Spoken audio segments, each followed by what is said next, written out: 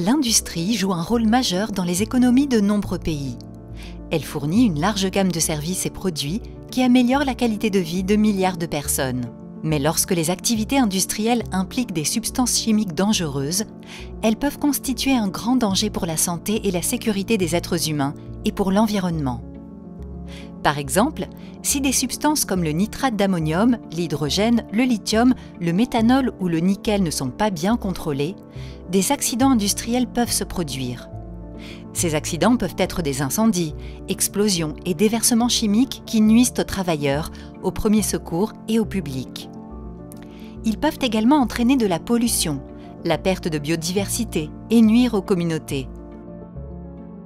Ces accidents peuvent avoir des effets transfrontaliers lorsque les installations industrielles se trouvent à proximité d'une frontière ou d'un cours d'eau traversant plusieurs pays.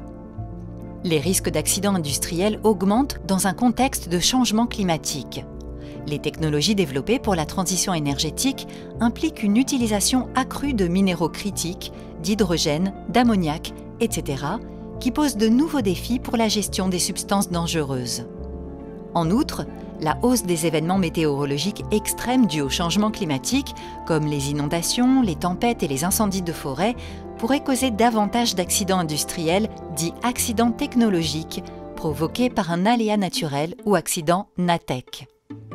Des incidents survenus dans le monde entier ont montré à quel point les accidents peuvent être dévastateurs. En 2020, un incendie près d'un entrepôt de stockage de produits chimiques dans le port de Beyrouth a provoqué une explosion massive de nitrate d'ammonium. Environ 200 personnes ont été tuées et plus de 300 000 ont été déplacées, tandis que le port et la ville ont subi des dégâts se chiffrant en milliards de dollars. D'autres accidents impliquant des explosions et des incendies d'ordre chimique se sont produits dans le monde entier et démontrent la nécessité de mettre en place des mesures de sécurité rigoureuses. Tirer des leçons de ces accidents passés nous permet de mieux comprendre les risques liés aux activités industrielles et les mesures à prendre pour les prévenir. Alors, que peut-on faire ?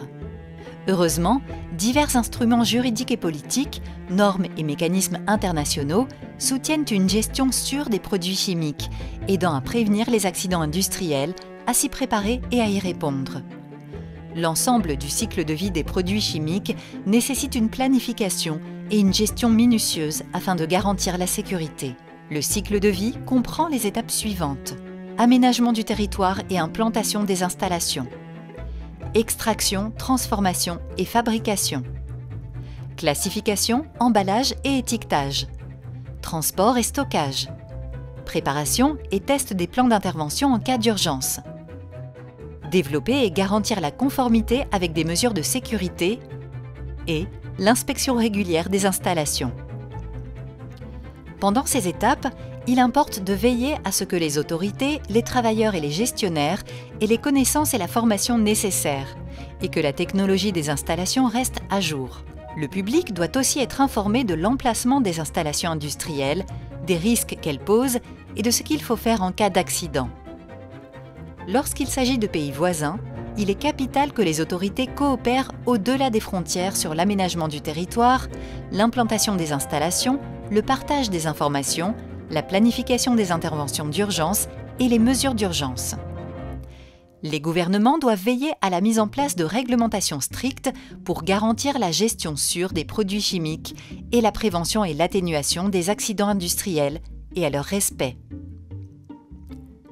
De nombreuses initiatives ont été prises et des ressources créées pour permettre une gestion rationnelle mondiale des produits chimiques et pour prévenir les accidents industriels, s'y préparer et y répondre.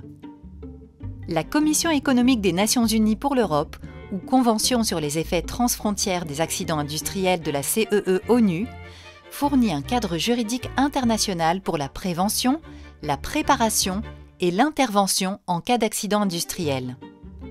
Il soutient le développement de politiques, d'outils et de connaissances techniques afin d'améliorer la sécurité et la gouvernance industrielle.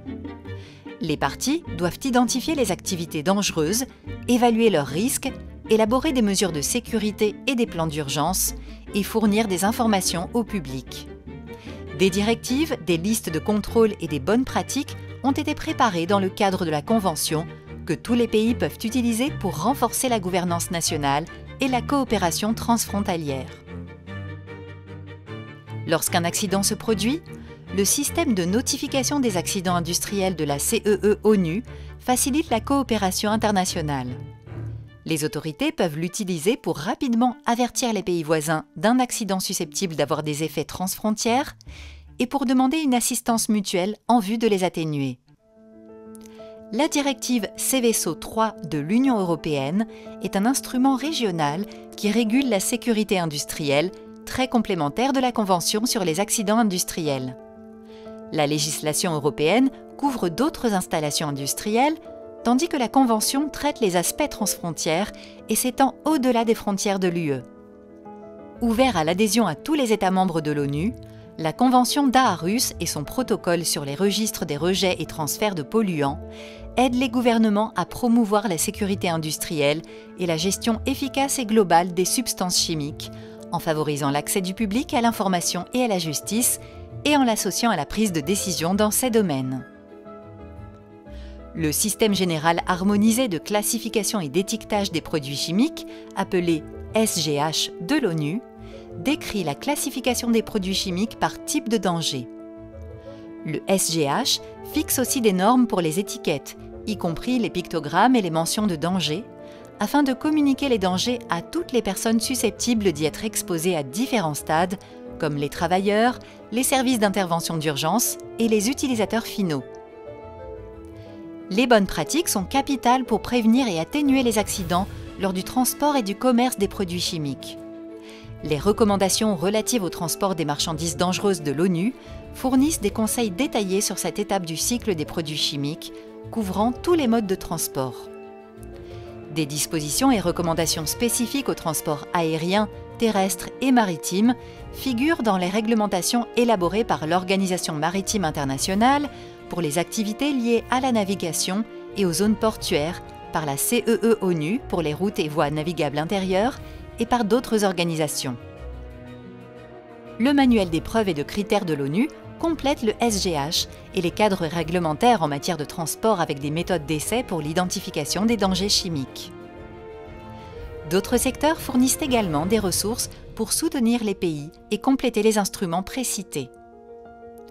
L'Organisation internationale du travail soutient l'élaboration de normes du travail afin de prévenir les accidents. Ces normes protègent également les travailleurs des risques posés par les substances dangereuses en renforçant la gestion rationnelle des produits chimiques sur le lieu de travail.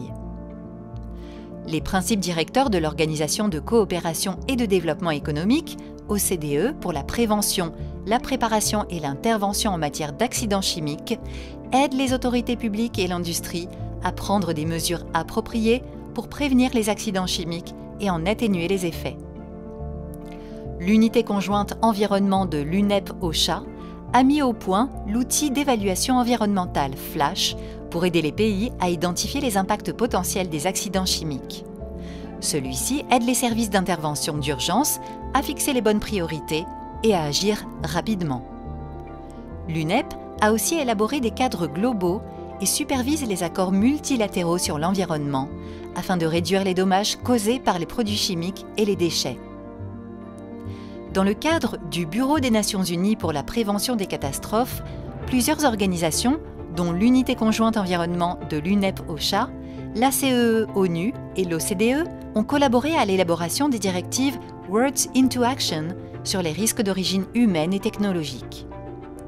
Et l'Organisation mondiale de la santé a publié un manuel pour la gestion des incidents chimiques en matière de santé publique qui explique comment intégrer efficacement les questions de santé dans la gestion des substances dangereuses.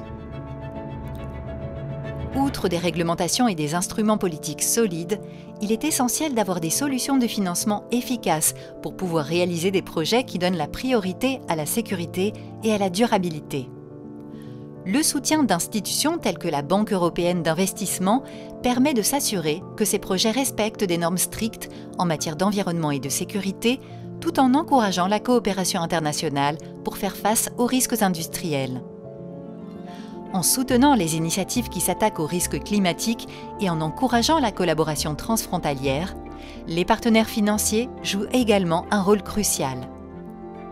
La CEE-ONU sensibilise aux précieuses synergies entre les efforts des organisations internationales et des partenaires financiers, afin de renforcer la coopération intersectorielle en matière de prévention, de préparation et d'intervention en cas d'accident industriel.